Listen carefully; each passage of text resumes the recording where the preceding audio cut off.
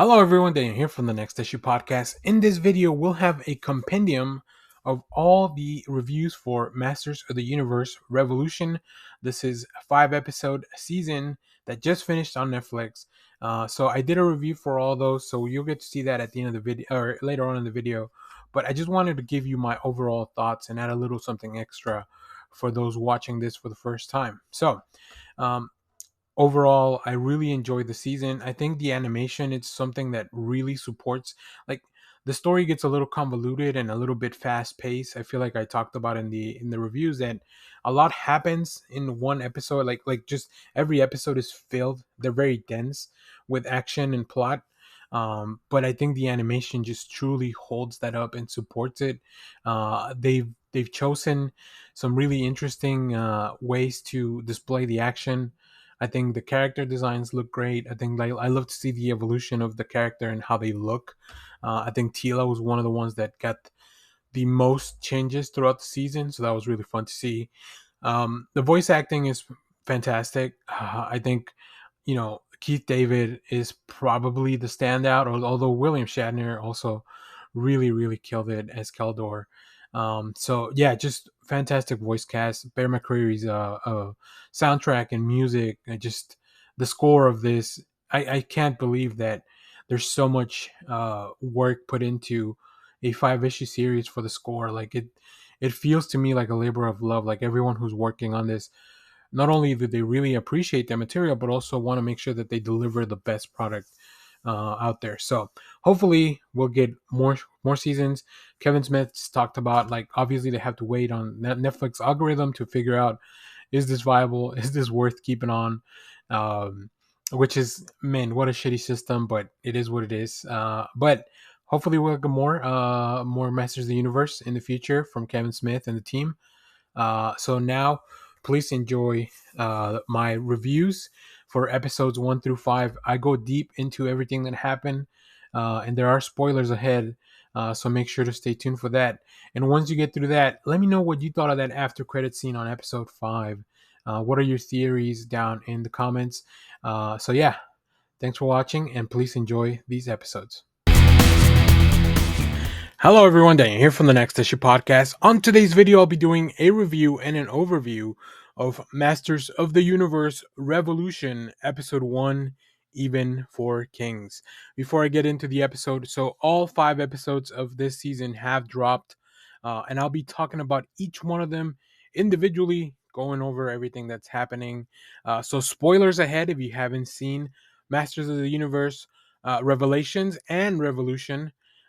This is a new show, a new season, produced by Kevin Smith over at Netflix, which I'm very excited for. Yesterday, I tweeted out a little blurb of how I felt about the season. Kevin Smith saw it and retweeted it, or he responded to it. So that was very nice.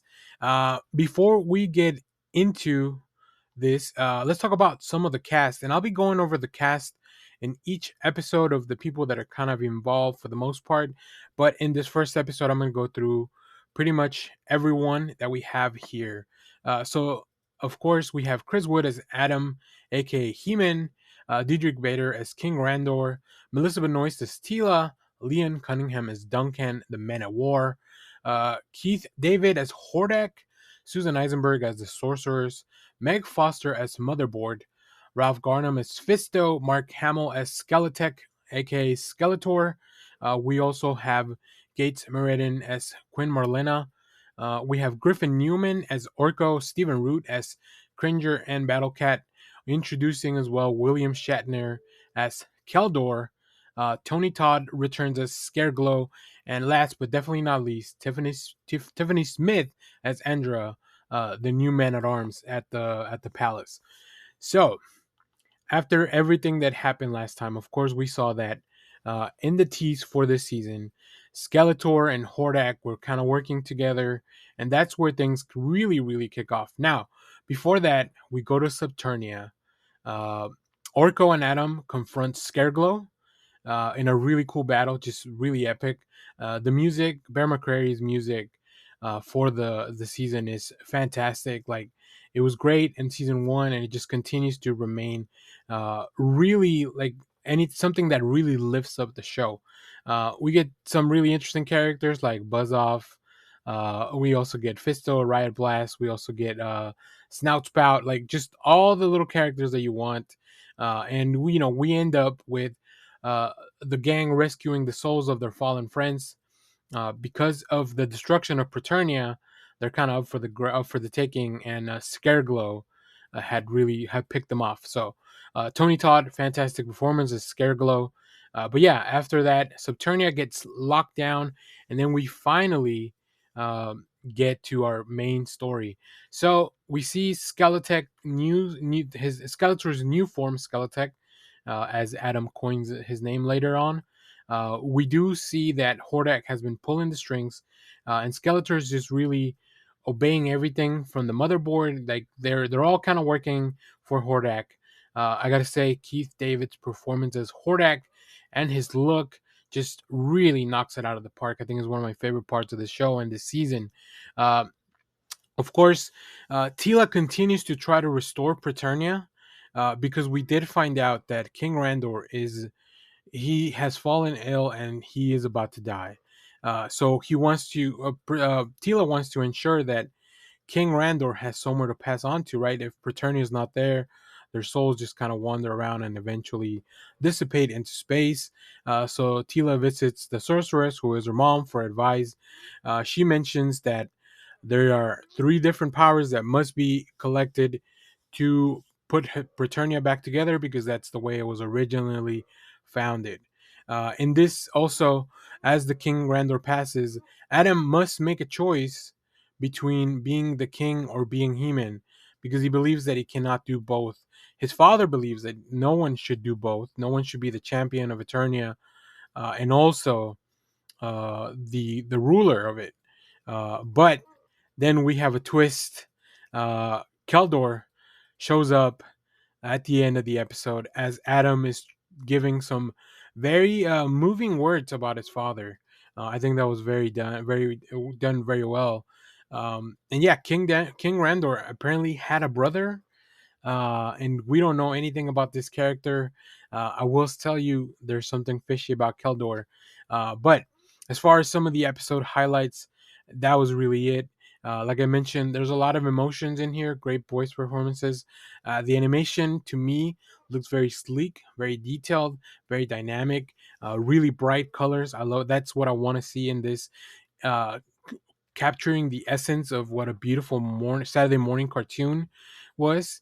And as I mentioned, we have two standout voices in this episode. To me, Hordak, as Keith David as Hordak, just really knocks it out of the park. Just really bringing that evil presence that we love, and also King Randor delivering a speech as he, to his family as he was about to pass.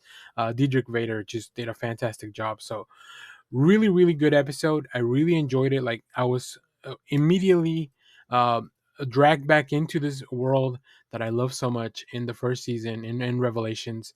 Um, the episode also does a really good job to kind of give you enough information about what you might have missed.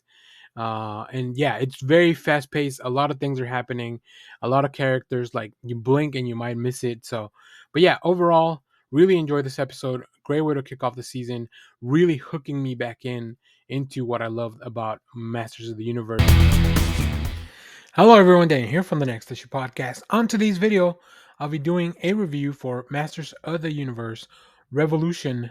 This is episode 2, Ascension, a title with a double meaning. So if you haven't seen, I'm doing a review and an overview, so there will be spoilers for the episode because we're going to go through some of the high level points of what happened in the plot. Real quick, let me go over some of the cast that you'll hear in this episode. We have Melissa Benoist as Tila. We, of course, have Chris Wood as He-Man or Adam. We have Leon Cunningham as Duncan. Keith David as the fantastic voice of Hordak. Mark Hamill as Skeletech or Skeletor. We also have Griffin Newman as Orko. Stephen Root as Cringer and Battlecat. William Shatner, introduced last episode as Keldor. We also have new voices for this episode. John Delancey as Granamir. We also have Lena Headey coming back as Evil Lynn, or maybe just Lynn now. We also have Tim Sheridan as King Micro and Harley Quinn Smith as King Queen Emilia, who are King Randor's parents. So we get to see a little bit of flashback there, and that's kind of where things kick off for the episode. We have a flashback to a young Keldor and Andor, King Andor, King Randor. So interestingly enough, it's fun to see the dynamic between the king and his long lost brother. Now, all throughout this, we know there's, even from the first episode, there's been some seeds planted that Keldor may not be everything that he seems. Uh, we do know that Keldor is banished to go back to his home, so he is the adopted brother of King Randor. And then Keldor, in the present timeline, Keldor and Adam have a conversation about Eternia until everything is disrupted by an attack led by Skeletech. This is I gotta say, every time that Adam transforms into human, this show really makes a show out of it. It's a big part of the display, and I really enjoy it. I think it's really fun to see him transform. We also have the other story where Tila continues her search for those other powers, and we are introduced with maybe one of my favorite characters introduced in this season, Granomir, who is the dragon, who's also there with Lynn, or Evil Lynn. Um, and she's It's also great to hear Lena Headey back again.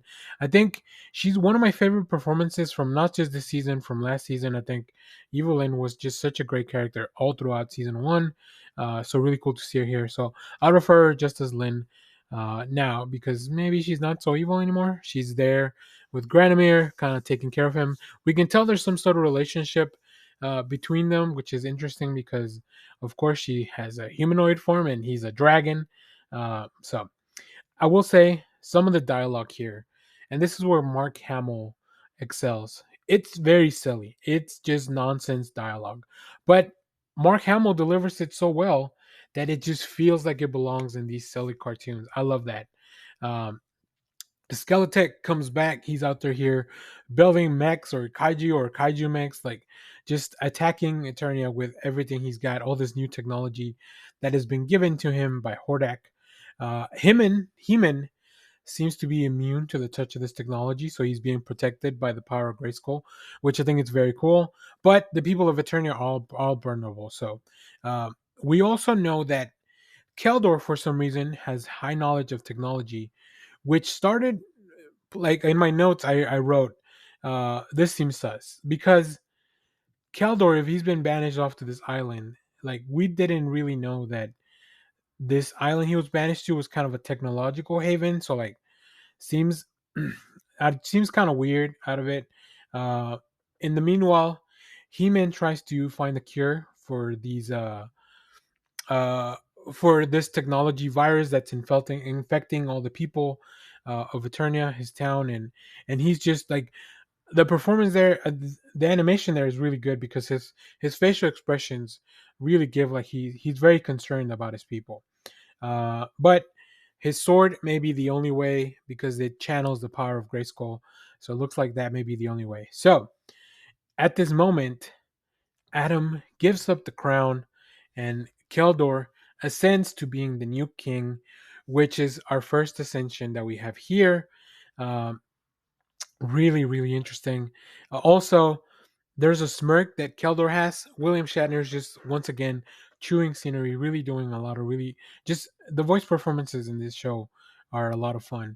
I think part of it is listening to voices that are familiar, but also just like really, really good performances that they go in very well. They weave in very seamlessly with the animation.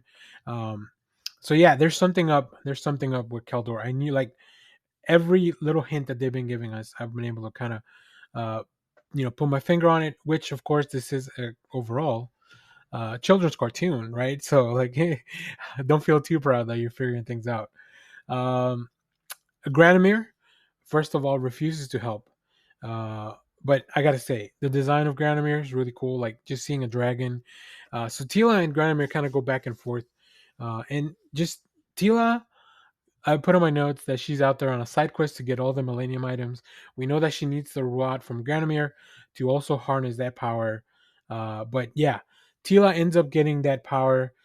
So the ascension is not just for Keldor as a king, but also Tila to kind of raise her power. So we have a double ascension, which makes a lot of sense for this episode.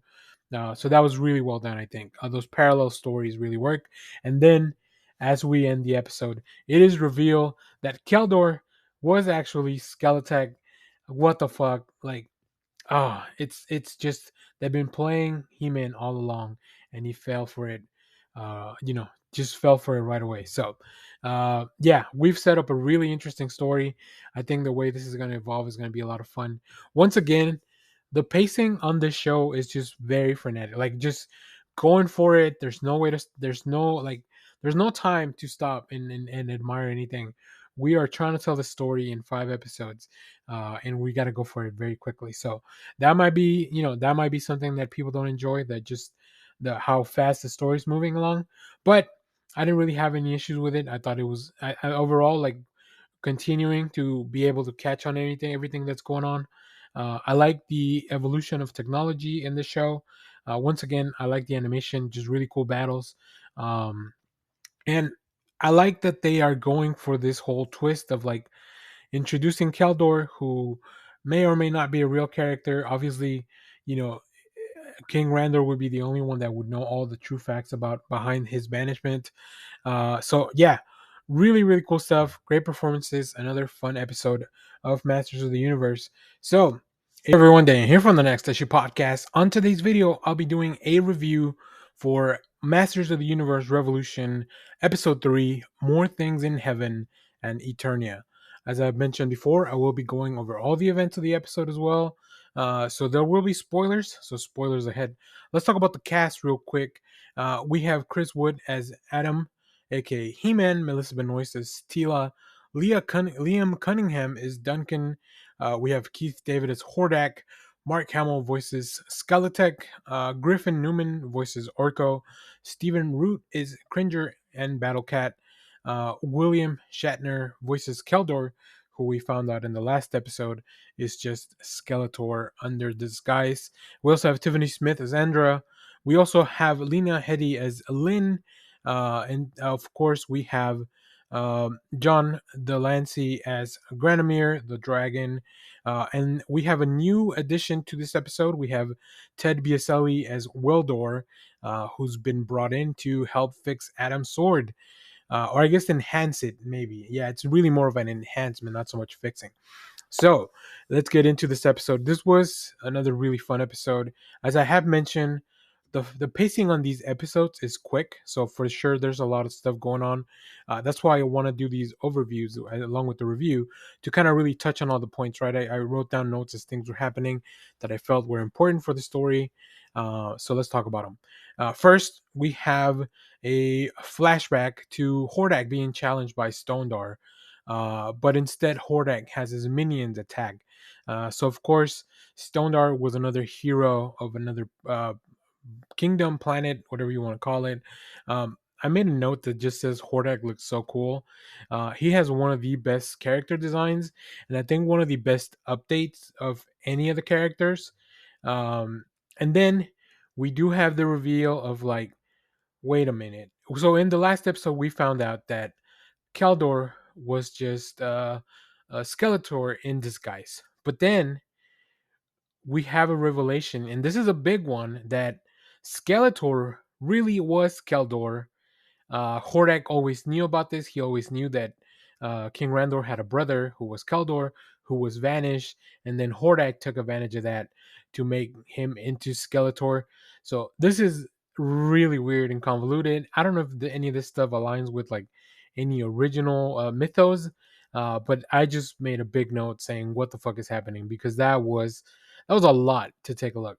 Tila gets a new look, which is very cool, very much on the snake theme. After receiving the powers from Granomir, so now she has two staffs, right? Which is very cool. She trains with Lynn. Um, Lynn, I think, gives great advice, and I think Lena Headey is just doing such a terrific job with the performance here. We also see that Orko goes to seek out the help to fix the sword, and this is where we find Wildor. And I keep saying fix, but they really just mean enhance to, so that Adam has figured out that the power of Grayskull, channeled through the sword, can help people remove the technovirus thing that Skeletor's been spreading around. So yeah, Keldor keeps weaving his deceit. Right, only the audience knows these the revelation of what's going on. Yet, he tricks Andra, who is our tech person, to kind of work for him and really do help him to do what he wants to do with which is pretty much conquer, like, put all the citizens under his control. Keldor is arming the citizens with his tech. We get to see that He-Man is distracted off fighting while Keldor is implementing all these changes in the kingdom. So very manipulative of Skeletor, Keldor. I think having William Shatner and Mark Hamill both voice the same character, technically, physically, but they're definitely like different kind of personalities, or parts of him. It's very interesting.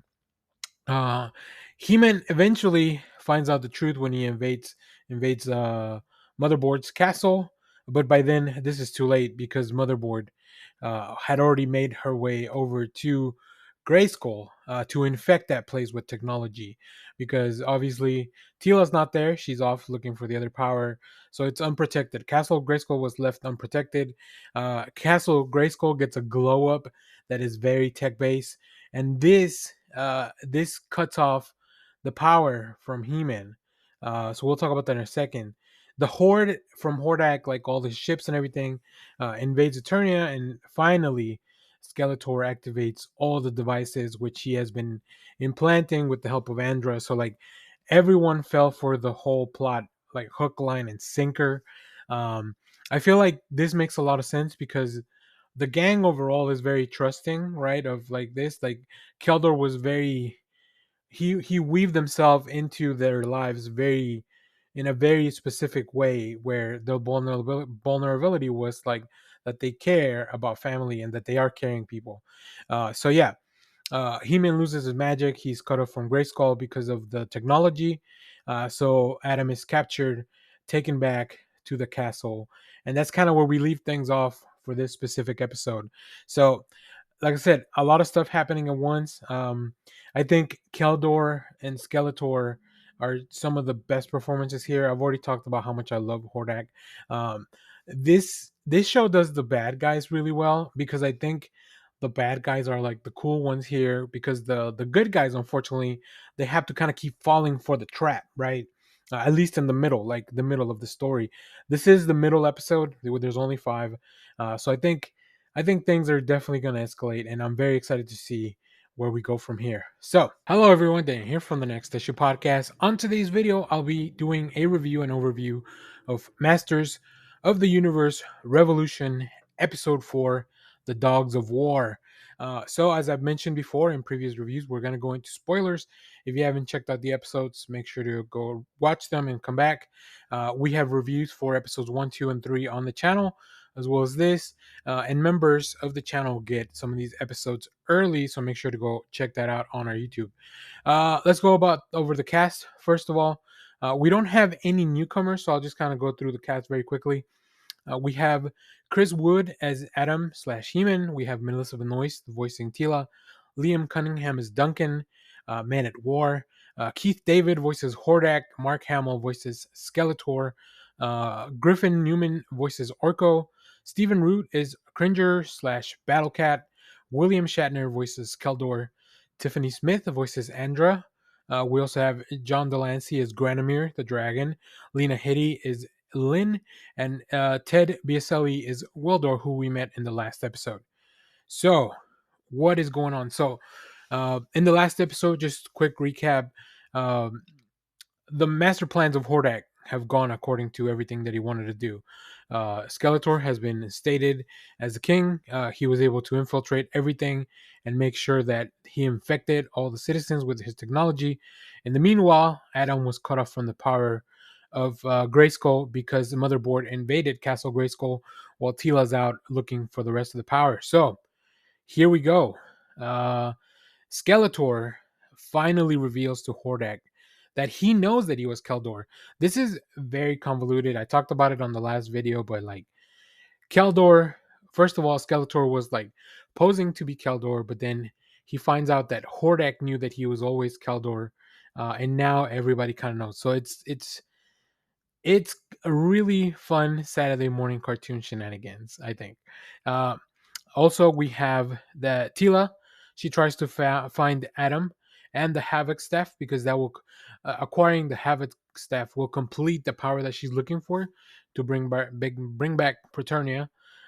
In the meanwhile, Duncan comes to help Tila and Lynn in a new Men of War suit. So that looks really cool. I think everybody's getting an upgrade in some of these looks. Which Tila already got a new look with the serpent. Now Duncan has a new armor. We also have Orko and Wildor, who are working on upgrading the sword to channel the power, but also to help I guess disinfect the citizens from the tech virus that Skeletor's placed upon them. Um, but they are attacked by Hordak's minions. Now we saw these minions in the last episode. I don't think that they were named characters, at least not in the credits. So I don't know who they are, but I know that there's people out there that know a lot more He-Man lore. So let me know down in the comments who are those guys that burst through the door. I was unable to find their names just from a quick Google, so I'll leave it up to the people watching these videos. Skeletor has been having kind of an identity crisis, and I think this is the part that really plays well. This is where it really pays off to have voices like Mark Hamill, like William Shatner, people that can bring in that emotional gravitas to the show, to a show like this. So I think that was very well done.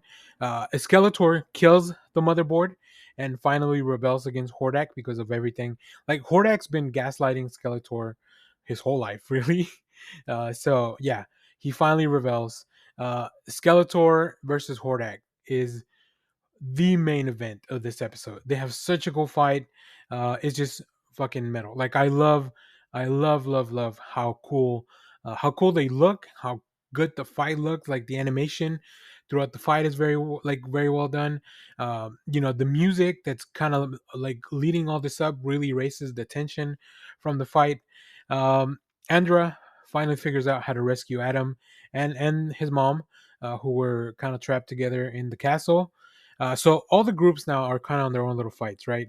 We have Tila trying to do her own thing over there with Lynn, with the help of Lynn, and now Duncan. We have Orko and Wildor, and now we have Adam trying to escape the castle with his mom and Andra. In the meanwhile, Skeletor faces off against Hordak. So there's a lot happening in this episode. The sword is finally ready to be taken to He-Man, and there's really good editing, I think, between the different fights, the different places. It really gives you a full picture of everything going on simultaneously, really. So it's really good for timing, but it's just really well done. So you can kind of stay up to date on everything that's happening concurrently.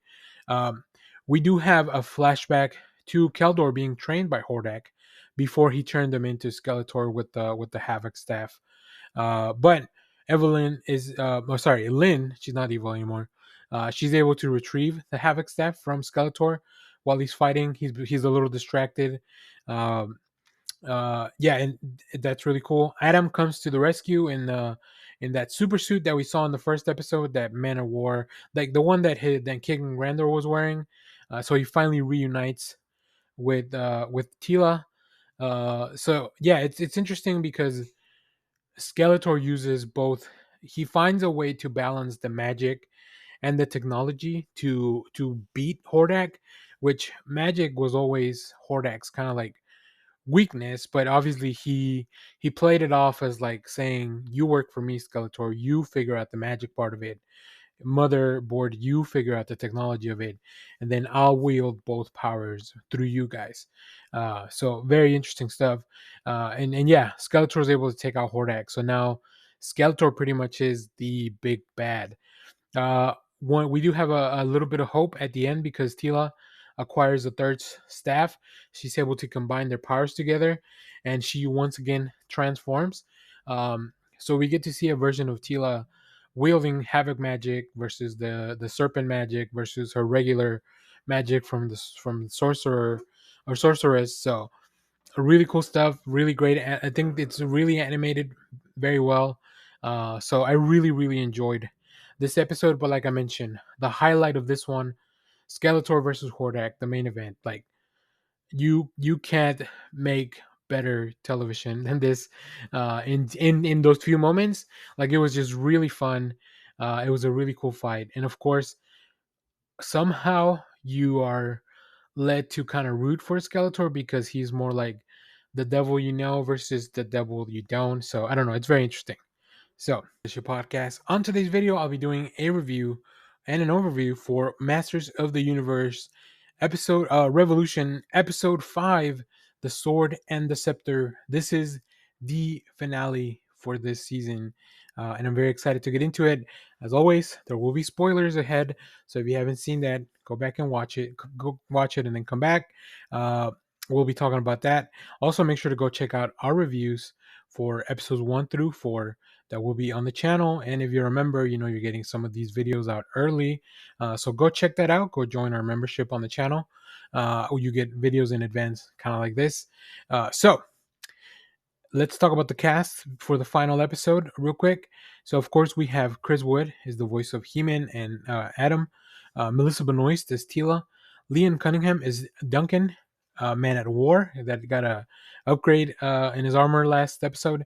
Keith David is Hordak, who as of now has been taken out. Mark Hamill is Skeletor. Griffin Newman voices Orko. Stephen Root voices Cringer and Battlecat. William Shatner voices Keldor, who we found out is the other half of Skeletor. They're the same person. It's complicated.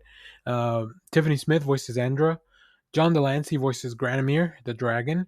Lena Headey voices Lynn. Ted Vieselli voices Wildor. And Diedrich Vader voices King Randor. So here we go. This is it, the finale of the season. Let's kind of go through some of the events that happened. We'll talk more about, overall my feelings for this episode. So we flash back to a younger Adam training with Tila, and this is where we get a lot of the romantic stuff, and it's also a very nice way to bookend the episode. You'll see exactly what I'm talking about when we get there. Adam finally gets his new sword from Wildor and Orko, which is really cool, and he goes to finally help Tila control the three different magics that she's wielding, because the scepters contain a lot of power, and I don't know that she was fully ready for that. But now that the power of Grayskull has been freed from the control of Motherboard, Adam is able to share the power of Grayskull with Tila, and then they both kind of transform into their new looks. Right, Adam has a new sword, so his look is going to be different. You've probably seen it in the trailers, and Tila is also going to look different. You've probably seen it in the promo art. I got a lot of really cool like Sailor Moon vibes for this transformation, like Magical Girl transformation, which is really cool. Both character designs look just super rad. Like I really love the look of them. I think one of the things that this show has a very strong presence with is just character design. I think overall, like everyone, like like I said, Hordak was one of my favorite looks. Skeletor has had some really cool looks all throughout the series, and even even Lynn has changed, and of course we saw Tila like have like 3 different outfits. I guess 4 now with this final transformation. So really cool, very much, very interesting anime tropes of like changing your look after a power upgrade. Uh, so the show also is funny at like the most random moments, which I really appreciate because this is a the original Saturday morning cartoon was silly and full of camp, and I appreciate that they've taken this and made it a little bit more serious, maybe raised the stakes a little, but they never forget about like what we love about the original cartoon as well. Lena Headey, just MVP of the show.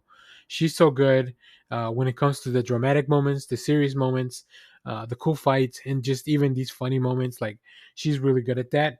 Skeletor, as I mentioned, he also gets a new look now that he has managed to balance magic and technology all at the same time.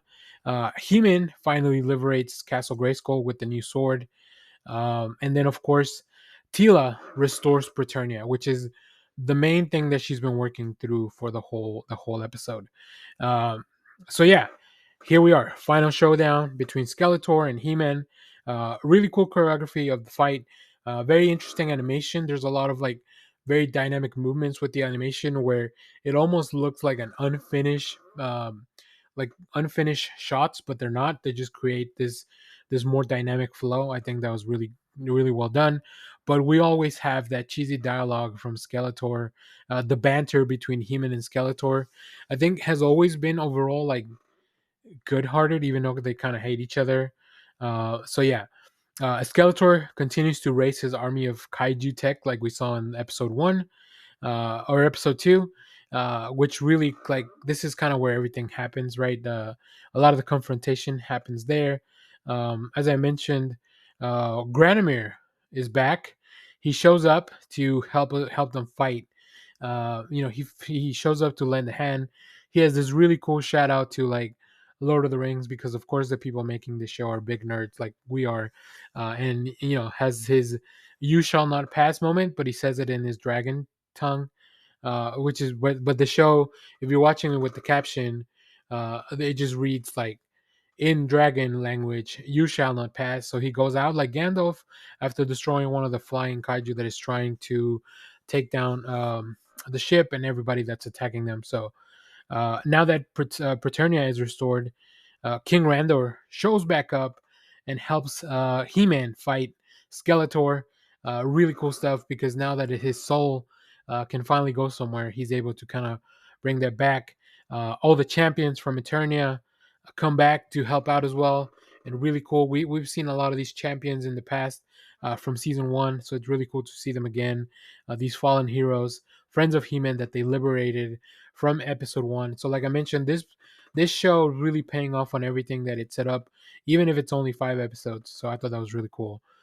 He-Man restores Keldor using the power of his sword.